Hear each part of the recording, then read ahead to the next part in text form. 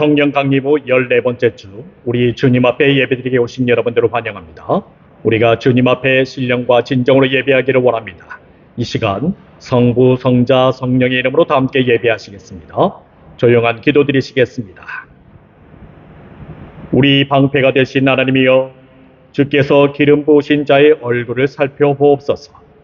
주의 궁정에 세한 날이 다른 곳에서의 첫날보다 나은즉 악인의 장막에 사는 것보다 내 하나님의 성전 문지기로 있는 것이 좋사오니, 여호와 하나님은 해요 방패이시라.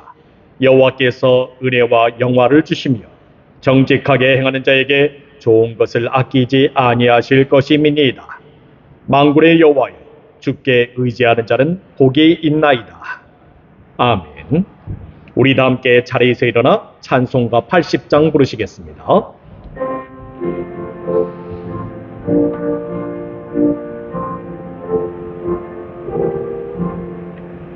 천지에 있는 이름 중 귀하고 높은 이름, 주 나시게 존지으신 구주의 이름 예수.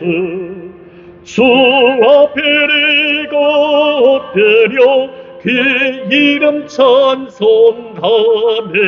내 귀에 들린 말씀 중 귀하신 이름 예수. 주 십자가에 달릴 때 명패에 쓰임대로 저 유대의 왕이요 곧 우리 왕이시라. 주 앞에 내가 엎드려 그 이름 찬송하면 내 귀에 들린 말씀 중 귀하신 이름 예수.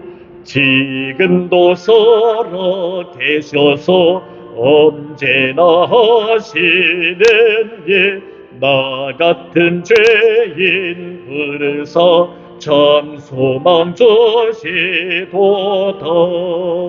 주 앞에 내가 엎드려 그 이름 찬송하면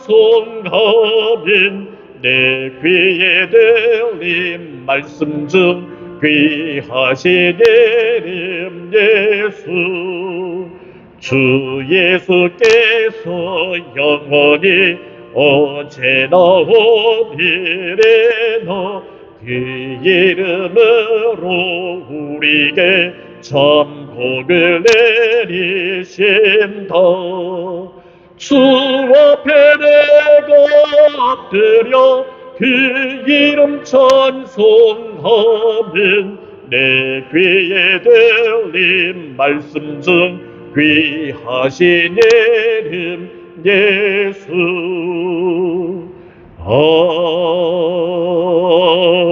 아멘. 우리 다 함께 사도신경 하심으로써 우리의 신앙을 고백하겠습니다. 전능하사 천지를 만드신 하나님 아버지를 내가 믿사오며 그 외아들 우리 주 예수 그리스도를 믿사오니, 이는 성녀로 잉태하사 동정녀 마리아에게 나시고 본디오 빌라도에게 고난을 받으사 십자가에 못 박혀 죽으시고 장사한 지 사흘 만에 죽은 자 가운데서 다시 살아나시며 하늘에 오르사 전능하신 하나님 편한 자 계시다가 저리로서 산 자와 죽은 자를 심판으로 오시리라. 성령을 믿사오며 거룩한 공예와 성도가 서로 교통하는 것과 죄를 사하여 주시는 것과 몸이 다시 사는 것과 영원히 사는 것을 믿사옵나이다. 아멘. 우리 함께 교독을 하시겠습니다. 53번 시편 121편으로 같이 교독하시겠습니다. 내가 산을 향하여 눈을 들리라. 나의 도움이 어디서 올까? 여호와는 너를 지키시는 이시라. 여호와께서 내 오른쪽에서 내 그늘이 되시나니.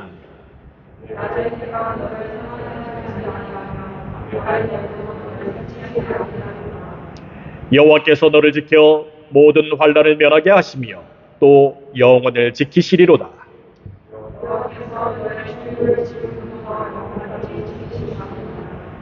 아멘.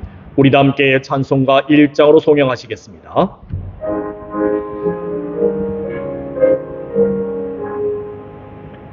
만복의 근원 하나님, 온 백성 찬송 드리고, 저 천사여 찬송하세.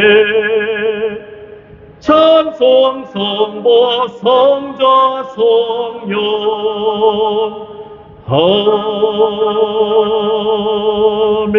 아멘. 자리에 앉아주시기 바랍니다. 우리 다 함께 주님께서 가르쳐주신 기도 드리시겠습니다. 하늘에 계신 우리 아버지여, 이름이 거룩히 여김을 받으시오며 나라의 임하옵시며 뜻이 하늘에서 이루어진 것 같이 땅에서도 이루어지이다. 오늘날 우리에게 일용할 양식을 주옵시고 우리가 우리에게 죄진 자를 사하여 준 것 같이 우리 죄를 사하여 주옵시고 우리를 시험에 들게 하지 마옵시고 다만 악에서 구하옵소서. 대개 나라와 권세와 영광이 아버지께 영원히 있사옵나이다. 아멘.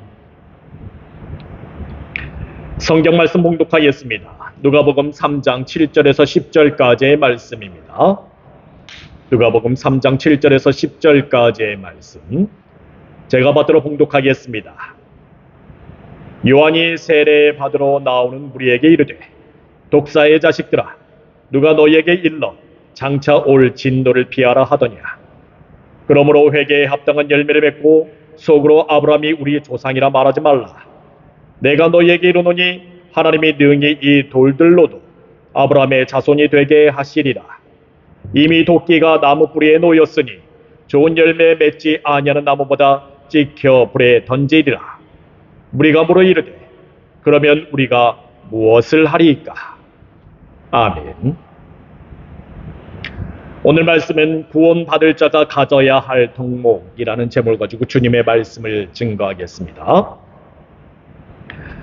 세례 요한이 광야에서 외치는 소리가 무엇이었습니까?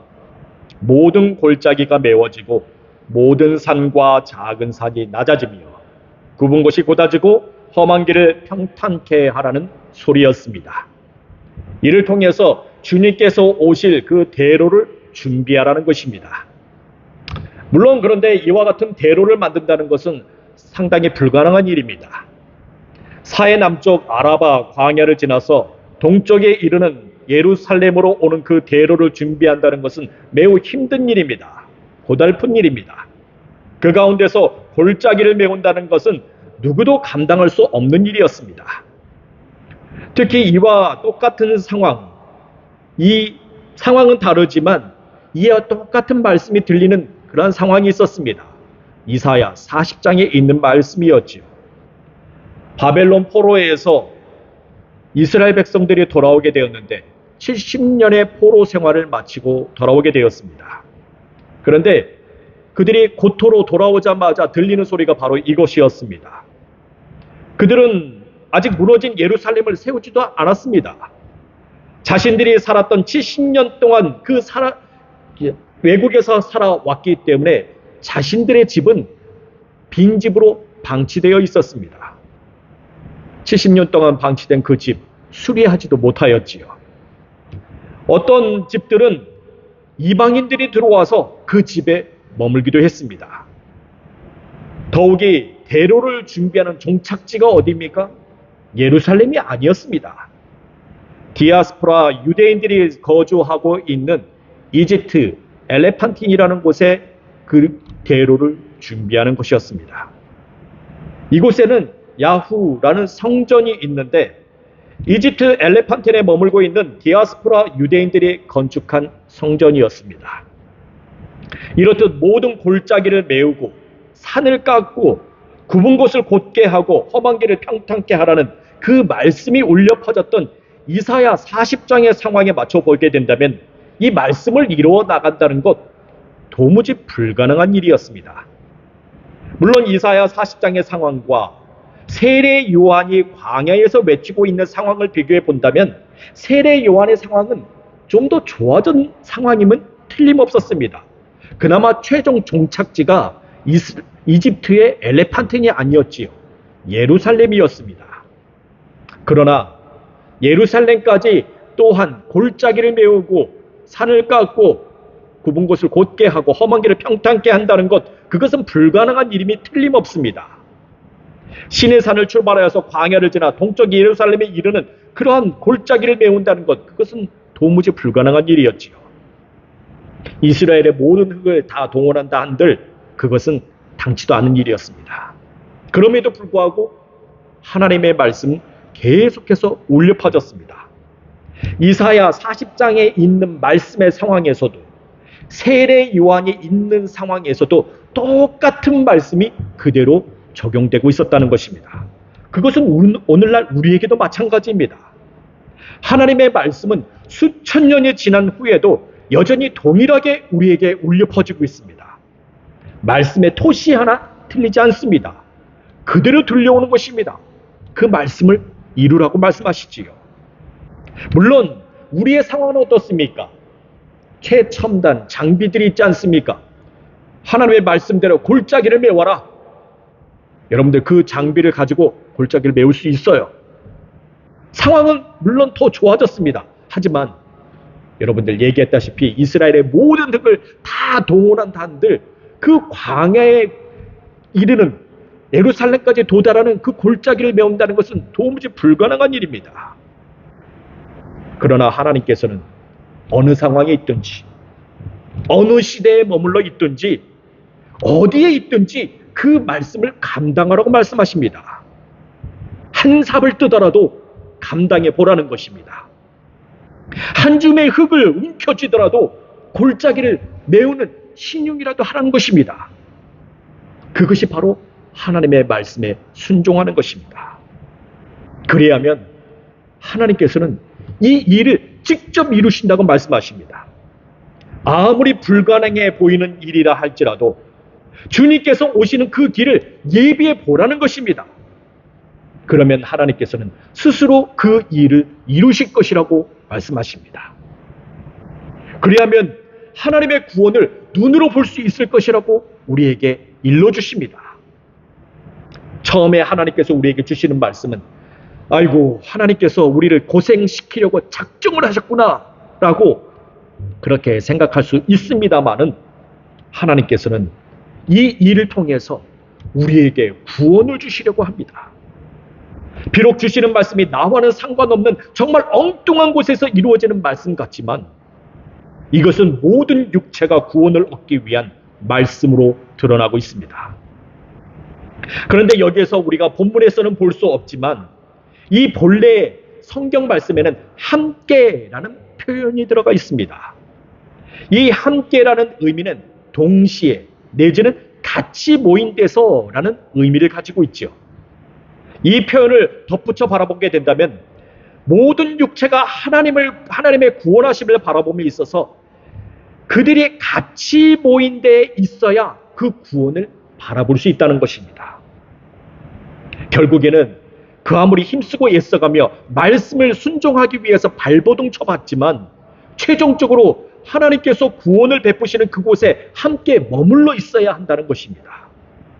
그래야만 하나님의 구원하심을 볼 수 있습니다.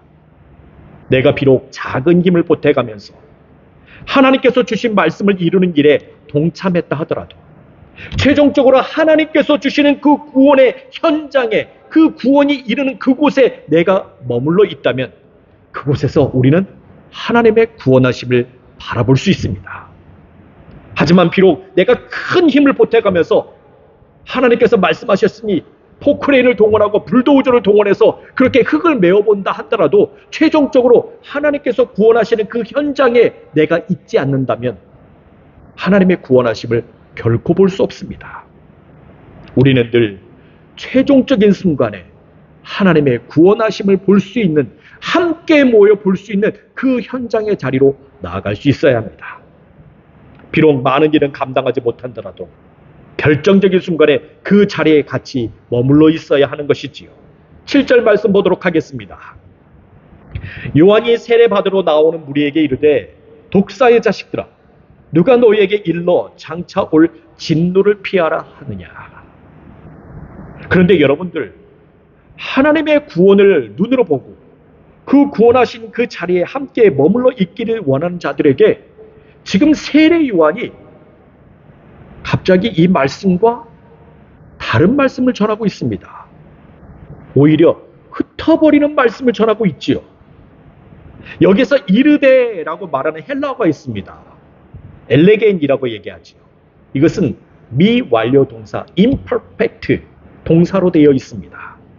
그래서 이것은 그가 그렇게 말하곤 했다라는 그런 뜻을 가지고 있지요.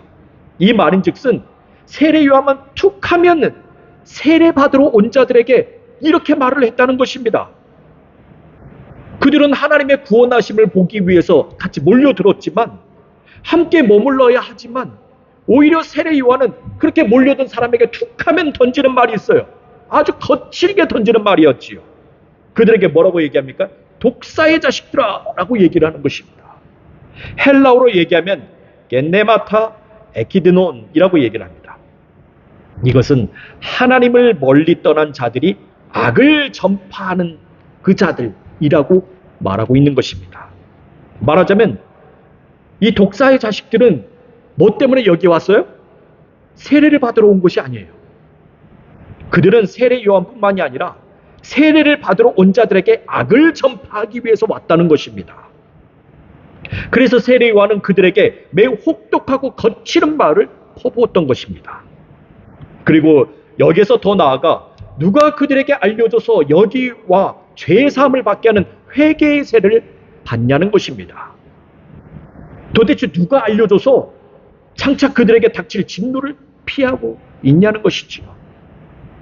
세례 요한은 당장 누가 그렇게 알려줬는지 빨리 말하라고 얘기하는 것입니다. 그런데 여러분들, 우리는 여기에서 그렇게 세례 요한에게 가서 세례를 받으라고 알려준 사람의 정체를 세례 요한은 이미 알고 있는 듯합니다. 세례 요한은 그 사람, 그들에게 그 장차 진노를 피할 독사의 자식들에게 그렇게 누가 알려줬는지를 지금 세례 요한은 누가 그렇게 명했는지를 알고 있는 듯하다는 것이지요. 우리는 말씀을 통해서 알 수 있는 바 그 사람의 정체는 모르긴 몰라도 세례 요한과 같은 일을 감당하고 있는 사람들이 아닐까 싶습니다. 그래서 세례 요한은 미완료 동사를 사용해서 계속해서 그런 말을 반복했다는 것과 장차 올 진노를 피한다는 것, 그것이 연결되어 있다는 것이지요. 특히 장차 올 진노라는 것, 그것은 헬라어로 멜루세스 오르게라고 얘기를 했는데 산불이 났을 때 뱀들이 이리저리 달아나는 모습을 일컫고 있습니다.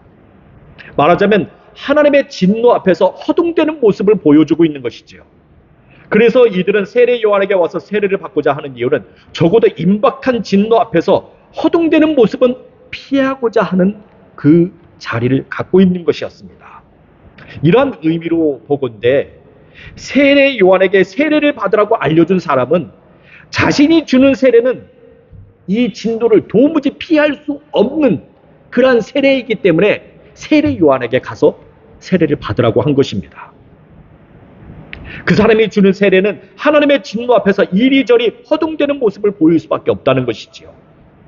그래서 그는 자신이 아닌 이제 세례 요한에게 가서 죄사함을 받는 회개의 세례를 받음으로 이 진노를 피할 수 있도록 대비하라고 말하고 있습니다. 여러분들, 이 정도면 지도자로서 정말 훌륭한 면모를 가지고 있다고 말할 수 있습니다. 자신의 위치가 어디이고 자신이 전하는 진리가 어느 선에 있고 자신을 따르는 사람들에게 분명히 알려줄 수 있다는 것은 참으로 참된 지도자라고 말할 수 있습니다. 그래서 사실 이렇게 세례 요한에게 세례를 받으라고 알려준 사람의 정체를 학자들의 견해에 따르면, 성서학자들을 얘기하는 것입니다. 그들의 견해를 따르면 그 사람들은 바로 쿰난 공동체라고 얘기를 하고 있습니다. 네, 그렇습니다. 쿰난 공동체는 그들이 가진 진리의 한계를 제대로 깨닫고 있었습니다. 그래서 그들은 자신들을 따르는 자들에게 오히려 우리들에게 세례를 받지 마라, 정결례를 받지 마라, 저기 요단강 근처에 있는 세례 요한이라는 사람이 있는데 그 사람이 주는 세례를 가서 받아라 라고 소개를 해줬던 것이지요. 그들이 전하는 진리로는 하나님의 임박한 진노를 도무지 피할 수 없다는 것은 그들을 알았습니다. 그래서 자신들이 아닌 세례 요한이 전하는 세회개의 세례를 받으라고 얘기했던 것이죠. 여러분들, 우리도 그러한 일을 잘 감당할 수 있어야 합니다. 무릇 지도자라면 자신이 가지고 있는 한계를 빨리 파악할 수 있어야 합니다. 자신이 어느 정도 진리의 수준에 있으며 자신이 전하는 진리가 사람들에게 과연 하나님의 심판을 넘어서 구원의 자리에 다다르게 할 수 있는지를 빨리 판단할 수 있어야 합니다.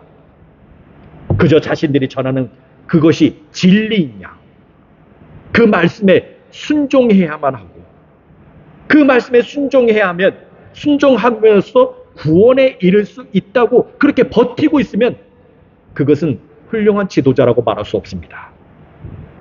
그러면 그 사람이나 그를 따르는 사람이나 둘 다 구덩이에 빠질 수 있습니다.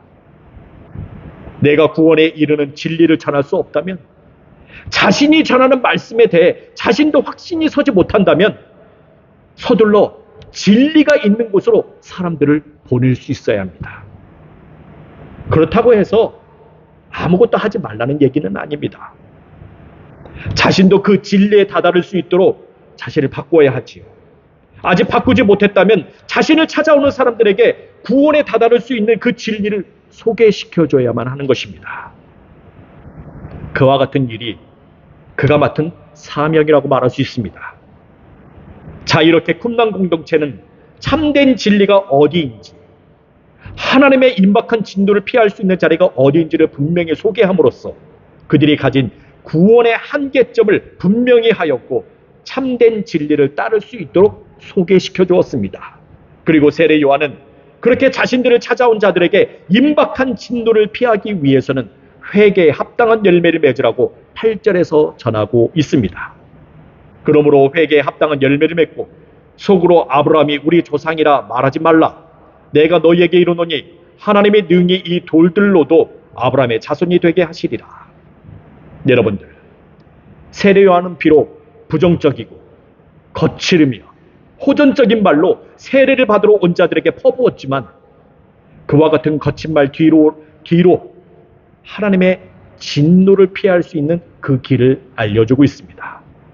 물론 이 말조차 혹독한 말임에 틀림없습니다.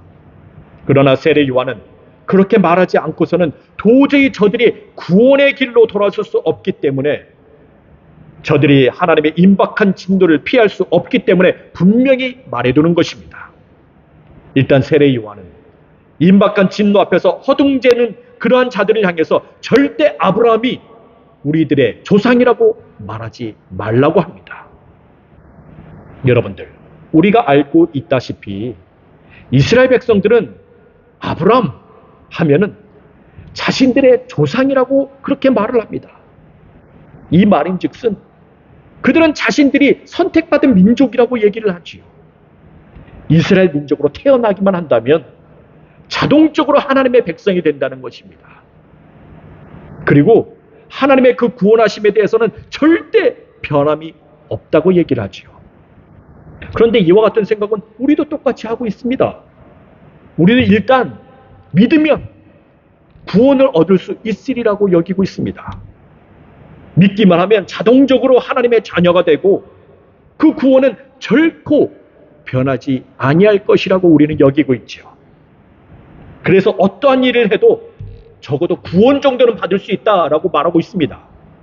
하다못해 그 구원이 부끄러운 구원이라 하더라도, 그것이 불 가운데 받은 구원이라 하더라도, 벌거벗은 구원이라 하더라도 그 정도의 구원은 받을 수 있다라고 우리는 여기고 있죠. 비록 천국에서 화려하게 살지는 못해도 적어도 지옥 정도는 면할 수 있다라고 우리는 여기고 있습니다. 그런데 여러분들, 이것이 뭔지 아십니까? 임박한 진노를 피하려는 속셈인 것입니다. 하지만 세례 요한의 그러한 생각이 회개에 합당한 열매는커녕 독사의 자식들이라고 얘기를 하고 있는 것이죠. 여러분들, 내가 구원받은 족속이요, 나는 반드시 구원을 받을 것이다, 부끄러운 구원이라도 받을 것이다 라고 여기는 것은요, 독사의 자식들입니다. 하나님의 자식이 아니에요. 독사의 자식입니다. 회개에 합당한 열매는 일단 절대적으로 나는 구원을 받을 것이라는 확신을 가져서는 안 됩니다. 말씀이 그래요. 말씀이 그렇습니다. 나는 아브라함의 자손이 아니며 아브라함은 우리의 조상이라고 말을 해서는 안 됩니다. 절대적인 확신, 그것은 오히려 나를 안이하게 만듭니다. 그저 죄사함의 세례를 받고도 어떤 죄를 저지러도 그 죄를 자복하게만 하면 구원을 받으리라고 그렇게 여겨서는 안 됩니다. 임박한 진노를 피할 수 없습니다. 그럼에도 불구하고 만일 아니요 목사님, 아브라함은 우리 조상이고 나는 절대적으로 구원을 받을 것입니다, 그렇게 여긴다면 여러분들, 하나님께서는 이렇게 얘기하십니다. 돌들로도 구원받을 수 있게 하겠다라고 말입니다. 하나님께서는 돌들로도 아브라함 자손이 되게끔 하십니다. 그런 방식으로 그렇게 해석을 한다면 돌들도 구원받을 수 있는 길이 열리게 됩니다. 하지만 그렇게 구원받는 일은 절대 일어나지 않습니다. 여러분들, 돌들을 아람어로 뭐라고 얘기하는 줄 아십니까? 돌들의 아람어는 아브나이아라고 얘기를 합니다. 이 아람어는 아브라함이라는 그 발음과 유사하게 발음이 납니다. 그래서 세례 요한 당시에 사람들이 주로 사용하는 언어가 아람어인데, 만일 세례 요한이 돌들을 아람어로 사용하면서 동시에 아브라함에 대해서 얘기를 하고 있다면 사람들은 헷갈릴 것이에요. 아브라함과 아브나이아, 이것을 혼동해서 들었을 것입니다. 그렇게 본다면 세례 요한이 어떻게 말한다 하더라도 아브라함 자손이라고 말하는 것은 돌들이 구원받을 수 있는 것과 동일한 일이라고 생각할 수 있지요.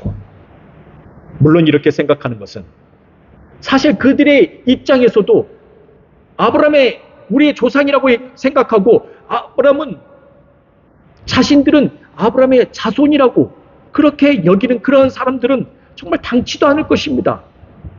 여러분들 생각해 보세요. 나는 아브라함의 자손인데 돌들하고 똑같아. 레벨이 똑같아. 그게 말이 됩니까? 하나님께서 얘기하는 거예요. 너를 구원하는 것은 내가 돌들을 구원한 것과 똑같다. 그렇게 하나님께서 얘기한다고 생각을 해보세요. 미치는 거죠. 이스라엘 백성들이 요즘에, 이스라엘 사람들이 왜 요즘에 이렇게 공격을 하는 줄 아세요? 저 사람들은 구원받을 사람이 아니라고 여기기 때문에 그렇습니다. 그래서 시편 2편에 보게 되면 이 열방들이 이렇게 막 소리를 지른다라고 그런 표현이 나와요. 거기서 열방을 히브리어로 고이라고 얘기를 하는데 사실은 이것은 개라는 의미를 가지고 있습니다. 개. 개들이 소리 지른다는 거예요.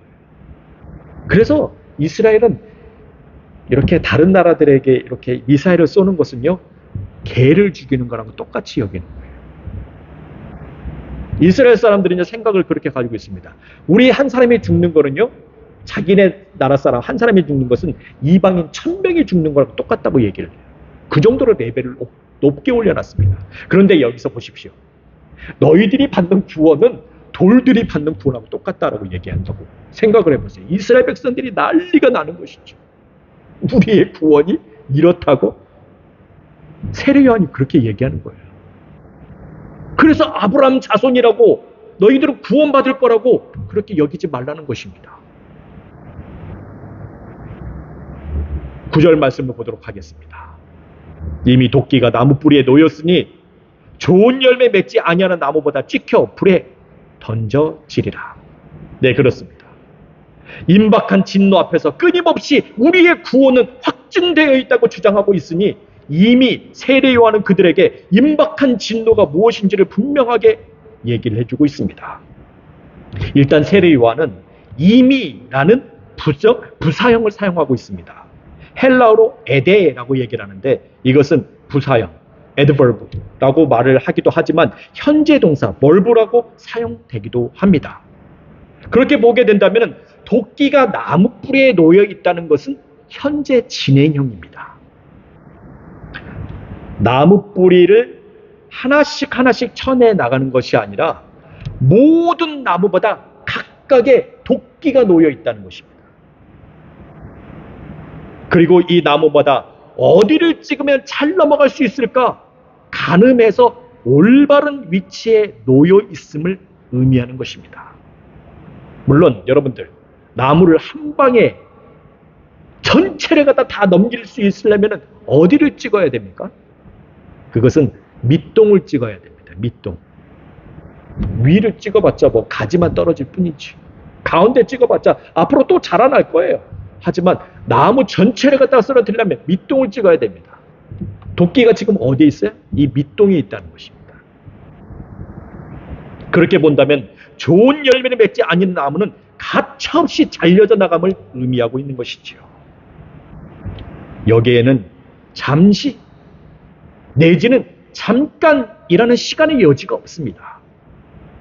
조금이라도 좋은 열매를 맺을 그러한 싹이 보이지 않는다면 그대로 밑동을 잘라버리는 것입니다. 네, 그렇습니다. 우리는 아주 많은 시간이 있는 것으로 착각하고 있습니다. 그 착각은 앞서 말했다시피 스스로 아브라함의 자손이라고 여기는 데 있습니다. 나는 이미 구원받은 백성이라고 여기면서 시간 낭비를 하고 있는 것입니다. 우리가 진정으로 좋은 열매인 회개의 열매를 맺기 위해서는 스스로 구원받은 백성이라고 생각하지 않고 10절처럼 물어야만 합니다. 무리가 물어 이르되 그러면 우리가 무엇을 하리까? 네, 그렇습니다. 진정한 회개의 열매는 어디 있습니까? 바로 물음에 있습니다. 내가 구원에 대해서 잘 알고 있어. 그것은 회개의 열매를 맺을 수 없습니다. 거기에서 회개의 열매는 나오지 않습니다. 내가 이미 구원받았다고 여기면 회개의 열매는 절대 나오지 않습니다. 진정한 회개의 열매는 어디서 나옵니까? 내가 모른다 라는 것에서 나옵니다. 내가 알지 못한다고 인정하고 그것에 대해서 묻는 것입니다. 그리고 그 답을 듣는 것이지요. 거기에서 내가 가던 길을 돌이킬 수 있습니다.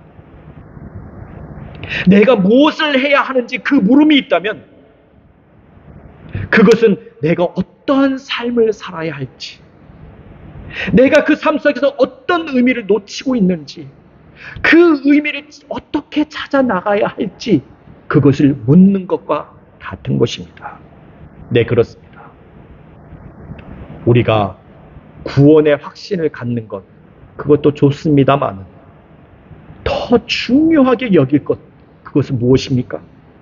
내가 구원을 받았다고, 이미 구원을 받았다고 그렇게 확신하는 것보다 나의 회개를 위해서 내가 어떻게 해야 구원을 받을 수 있습니까? 라고 묻는 것입니다. 이것이 바로 구원을 받을 자가 가져야 할 덕목인 것입니다. 기도하겠습니다. 주님, 우리가 어떻게 해야 우리 주님 앞에 가까이 나아갈 수 있사오리까? 우리가 어떻게 해야 우리 주님 그 구원, 주신 구원을 얻을 수 있사오리까? 우리가 늘 묻게 하여 주시고 여기에 대한 답을 듣게 하여 주시며 우리가 여기에서 또한 가던 길을 돌이켜 회개의 역사가 있게 하여 주시옵소서. 날마다의 회개의 역사, 그것이 우리를 구원의 길로 인도할 줄 믿습니다. 예수 그리스도의 이름으로 기도합니다. 아멘. 우리 함께 찬송가 383장 1절 부르면서 주님께 봉헌하시겠습니다.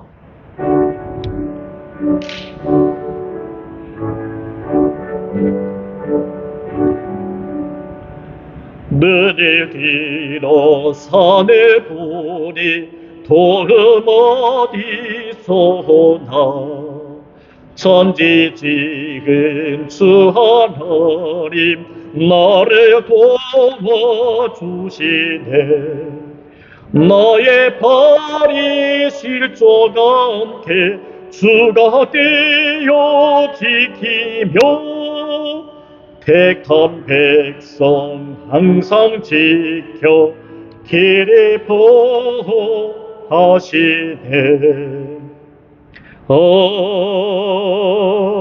아멘. 우리도 함께 바쳐진 헌물을 위해 기도하겠습니다. 감사하시고 고마우신 하나님 아버지, 오늘 거룩한 주일 우리 주님 앞에 나와 우리가 예배를 드리게 하심을 감사합니다. 오늘 주신 은혜에 따라 11조와 감사와 주일 연물을 바쳤습니다. 우리가 이 물질을 바칠 수 있도록 믿음과 힘을 주심에 감사합니다. 이 물질을 주님 앞에서 기뻐하며 감사하며 드렸사오니 우리 주님 받아 주시옵소서. 그리고 이 거룩하고 복된 주일에 우리의 모든 일을 풍성하게 하시며 평강이 넘치게 하여 주시옵소서. 주님, 우리가 회개에 합당한 열매를 맺기를 원합니다. 그저 임박한 진노만을 피하려는 독사의 자식과 같은 그러한 속셈은 버리게 하여 주시고 우리가 안이하게 문이 넓은 구원을 바라지 않게 하여 주시옵소서. 이와 같은 구원은 돌들로도 구원받는 허무맹랑한 구원이 될 수밖에 없사오니 우리가 이와 같은 구원의 자리에서 벗어나게 하여 주시옵소서. 구원의 길은 좁은 길이요 구원의 문은 좁은 문이오니 우리가 좁은 길, 좁은 문으로 나아가는 구원이 되게 하여 주시옵소서. 항상 내가 알지 못함을 인정하고 내가 무엇을 해야 할지 답을 듣게 하시며 항상 구원을 얻을 수 있는 그러한 자리로 구원받을 덕목을 갖게 하여 주시옵소서. 이 시간 우리 중에 병들고 아프며 마음에 상처 있는 자들을 회복시켜 주시옵소서. 어두운 그늘과 병만은 예수의 이름으로 물러가게 하시며 모든 상처가 깨끗게 씻음받게 하여 주시옵소서. 오직 빛으로 비추고 소금으로 쓰임받는 귀한 삶이 있기를 원합니다. 오늘 모여진 예물들이 주의 사업을 위해 쓰여지는 곳곳마다 주님의 영광 나타나게 하시고 바쳐진 손길들을 기억하셔서 그 손길과 각 가정들이 생명력 넘치게 하여 주시옵소서. 예수 그리스도의 이름으로 기도합니다. 아멘. 교회 소식 알려드리겠습니다. 오늘은 성령 강림 후 14번째 주입니다. 우리는 그리스도의 몸이며 각 지체입니다. 만일 한 지체가 고통을 받으면 모두가 함께 고통을 받고 한 지체가 영광을 얻으면 모든 지체가 함께 즐거워하는 지체들입니다. 서로가 서로를 아끼면서 사랑하는 지체가 되시길 바랍니다. 우리가 교회에 모여 예배를 드립니다. 교회 오시지 못하는 분들은 카카오톡 라이브와 유튜브를 통해 온라인 예배하실 수 있습니다. 이메일을 통해 보내드리는 링크를 참조해 주시길 바랍니다. 우리 다 함께 자리에서 일어나 찬송가 528장 부르시겠습니다.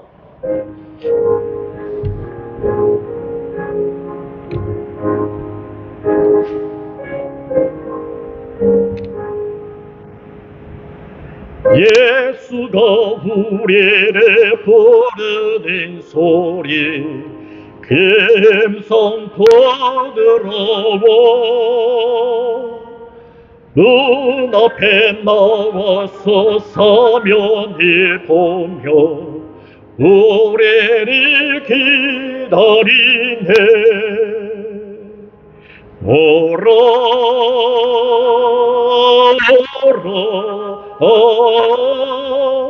방황치 말고 오라.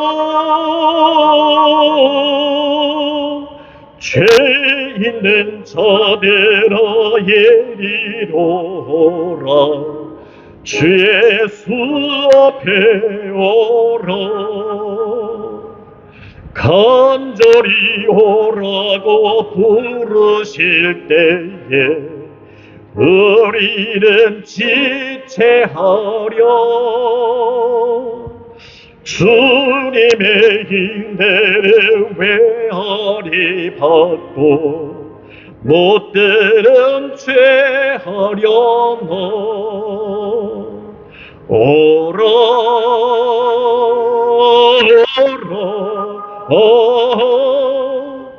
방황치 말고 오라. 죄 있는 자들아 예래로 오라. 주 예수 앞에 오라. 세월이 살같이 빠르게 지나 쾌락이 끝이 나고 사망의 그늘에 너와 내 앞에 들리며 가려오네. 오라 오라 방황치 말고 오라. 죄 있는 자들아 예로라. 주 예수 앞에 오라. 우리를 위하여 예비해 두신 영원한 집이 있어. 죄 많은 세상에 떠나게 될 때 영접해 주시겠네. 오라 오라 방황치 말고 오라. 죄 있는 자들아 이리로라. 주 예수 앞에 오라. 우리 함께 기도하겠습니다. 지금은 길이요 진리요 생명 되시며 부활 되신 우리 구주 예수 그리스도의 은혜와 하나님 아버지의 만극하신 사랑과 성령의 감화하시고 내주하시고 충만하게 교통하심이 구원받을 자가 가져야 할 덕목인 회개에 합당한 좋은 열매를 맺어 구원에 이르기를 원하는 사랑하는 성도들 머리머리 위에 이들의 가정과 일하는 곳들과 공부하는 곳 그 모든 처소들 위에 두고온 고국과 이 미국 땅 위에 지금로부터 영원토록 함께 하시길 간절히 축원하옵나이다. 아멘.